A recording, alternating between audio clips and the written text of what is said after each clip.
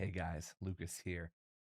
I get asked a lot about what I do differently as far as facilitation is concerned. And while this is extremely gratifying and satisfying to be asked what makes my facilitations different, it's also always been a source of confusion for me because if you think about all the things in a facilitation 101 class or a speech making 101 class, all the little things they tell you not to do, I end up doing those a lot of the time.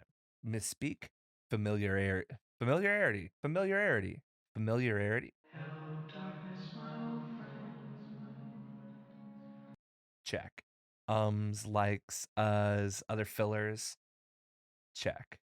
Not making eye contact enough, especially in this virtual world. I tend to look at my screens too much.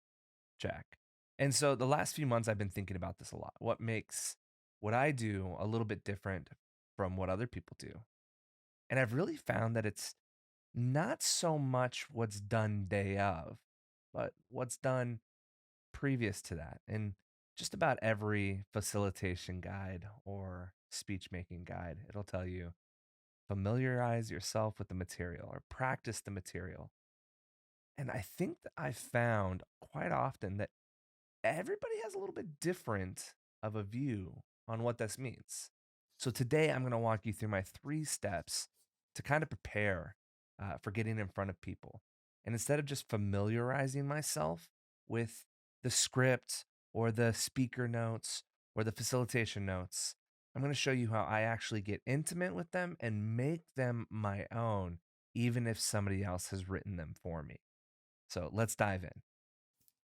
Number one, we've got to get comfortable with this material. We got to get in there and we've got to figure out 2 things. One, we've got to figure out what's the point? Why am I here?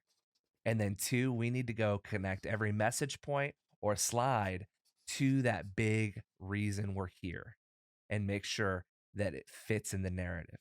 And so my recommendation to you would be to, on every single slide, make a note. Here's the big idea. And then actually write out with your own words, here's how it connects. Here's why it's here and in this place. You're not going to have to say that to the people that you're presenting to, but you will know it yourself. And that's going to help you become comfortable enough with this material to go ahead and go to step 2 and make it your own.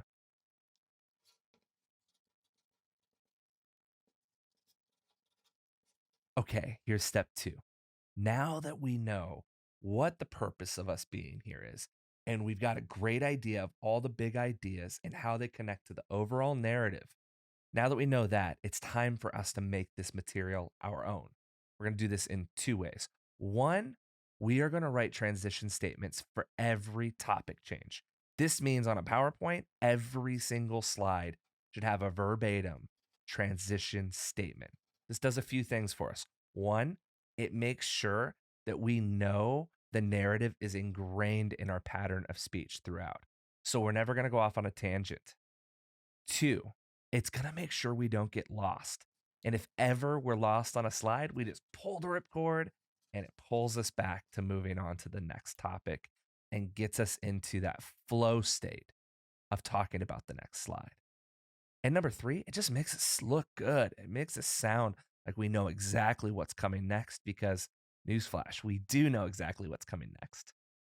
The second part to making the material your own is creating magical moments. This magic moment. Now, magical moments are these moments that pull people out of their own head and pull them back to the present with you and being engaged. It's anything that gets somebody engaged. And oftentimes, it's something that sparks just a little bit of joy. So it could be a little throwaway joke. It could be breaking out in song for a moment. It could be you just asking an insightful question and it makes them go, oh, Lucas is really paying attention to what he's doing with us and he's in the moment with us. So create these magical moments every 4 to 5 minutes. If you can do it every minute, that's wonderful. Go throughout your big ideas and your transitionary statements and start writing in these magical moments. Step 3, we got to practice.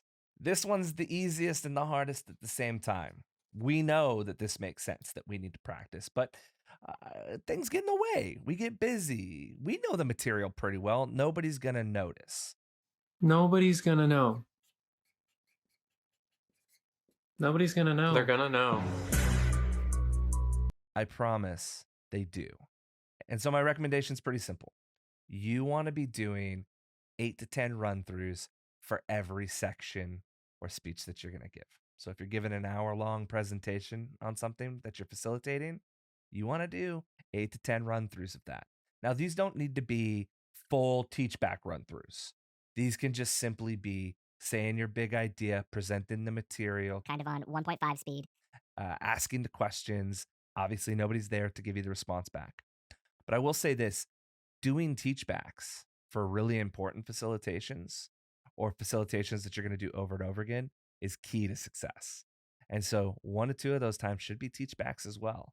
I know it's time consuming and it's frustrating and it's tough sometimes to get feedback from people, but the road to mastery is paved in repetition and it's just accelerated and made even easier by getting feedback from your peers and from your leaders. So that's step 3, practice. So that's it. Those are my 3 not secrets to talking good.